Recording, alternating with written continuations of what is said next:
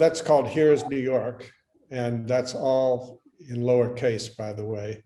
The title taken from E. E. Cummings' famous Here's New York short essay or piece about New York and the possibility, written right after the World War II, of airplanes coming in and just destroying the city by hitting things. It came about right after 9/11, or probably 10 days, maybe 2 weeks max. Students in my department started putting up pictures on the wall, sort of about what they'd seen, or pictures of the Twin Towers. And my friend Michael Schulin had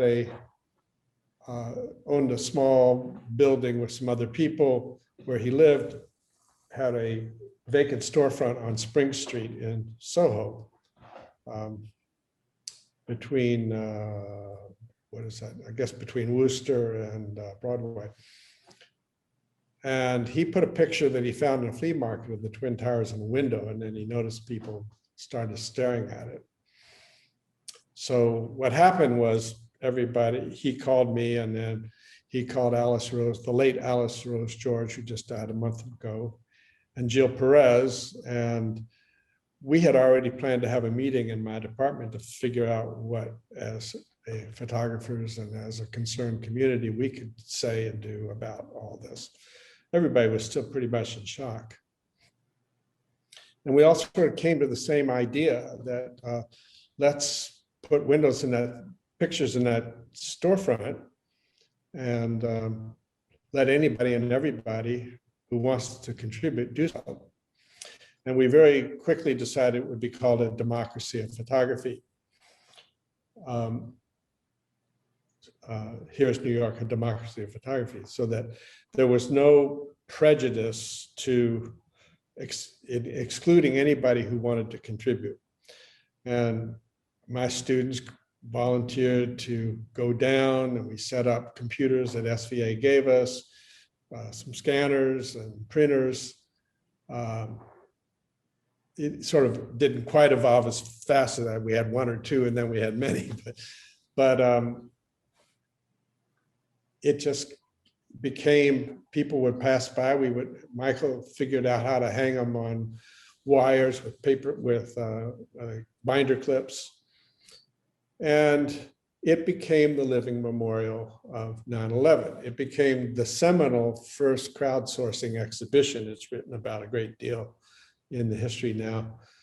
It'll be 20 years come September, by the way. Over the course of a year and a half, 2 years, we collected, I think, over 10,000 images. We created a booth where you could leave your voice testament and be videoed, which they're making a film about it as we speak.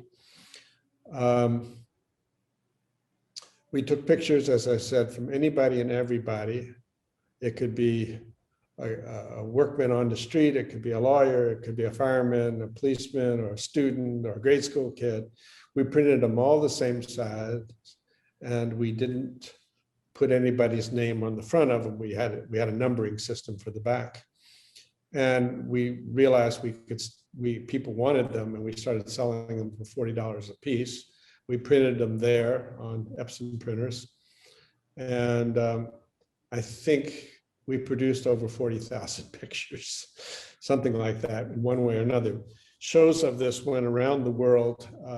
I think something like 31 or 32 exhibitions.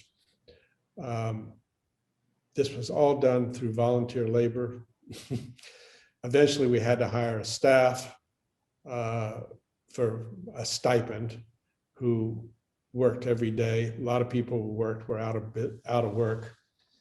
We built, my son, in fact, with a team, built an interactive click and buy website. So we were doing it that way.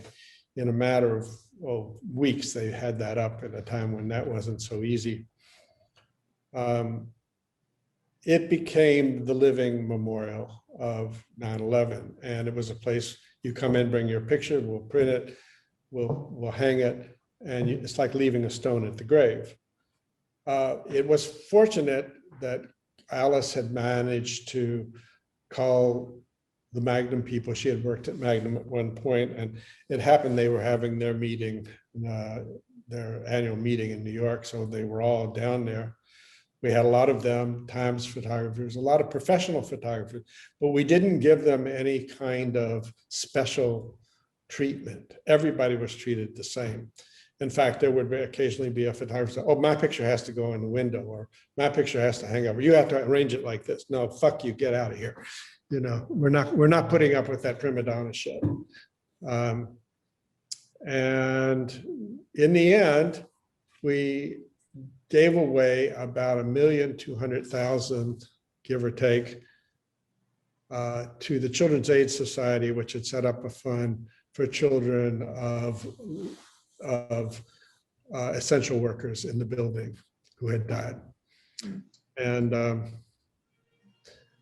it is now part of the Library of Congress, the archive, and the New York Historical Society. Unfortunately, the website where you can see everything is not functional at this point because technology changed, and the people who were supposed to manage it at these institutions did not manage it and keep it up. There is talk about raising money to get it back up for the anniversary, but we'll see what happens. It was a very wonderful thing to do. It was one of the things in my life where really a collective energy came together and created something remarkable that, frankly, no individual could take credit for other than as the group and as the participant. And it worked because it did allow a place to mourn. Celebrities would line up in line, lines would go down the block, and you know, for 3 blocks lining up. I remember Susan Sontag being in line. I was just thinking about her. And one of the people on the staff said, do you want to come up and go on in? She said, no, I will wait in line. Bill Clinton came, he wasn't president. He was supposed to come just to visit. I'm throwing names around now, but for a couple of minutes, the Secret Service said, he stayed for about an hour. He talked to everybody. And he became almost so familiar that at one point I said, Bill, can I show you this? And I got a kick in my heel. It was Secret Service man, Mr. President. You don't call him Bill. So the other thing is that, and I think this is true in photography in particular, and probably in all the arts, it isn't the individual picture, it isn't the single icon that we have to sort out sometimes as the thing that represents the bigger thing. But in this case, it was the collective body of work that made the statement. Every show that we did had about 500 pictures in it. And it's the 500 that told the story, not any single picture by Joe Blow or Sally Smith or whoever, and we had people from all over the world from ethnic backgrounds giving pictures. It was the collective experience of those pictures. And I have a saying that I came out of it because I've come to learn it. One picture isn't worth 1,000 words, but 1,000 pictures by 1,000 people of the same kind of thing is really a kind of truth. It does tell you something really real. And I think that's true in the body of work of any given artist. I know it in my own. It isn't the single image, and there are iconic, so-called iconic pictures. It's the body of work that counts, and that goes for any artist. The body of work adds up to something bigger than its parts, a synergistic experience. And that was really an amazing one. It did become the foundation of the energy, I think, that for the 9/11 memorial. A good section of it hangs there. I have actually never seen it. I've never been in the memorial. I don't want to go. I spent 2 years looking at the tragedy pretty close to, and Kathy, as you know, lives 4 or 5 blocks from where it happened. I experienced it enough. The other thing is, as beautiful as that collective moment and New York was at that time, I'm ashamed of what this nation did in the name of 9/11. We lost 3,000 people, but for God's sakes, this past year we lost 560,000 people.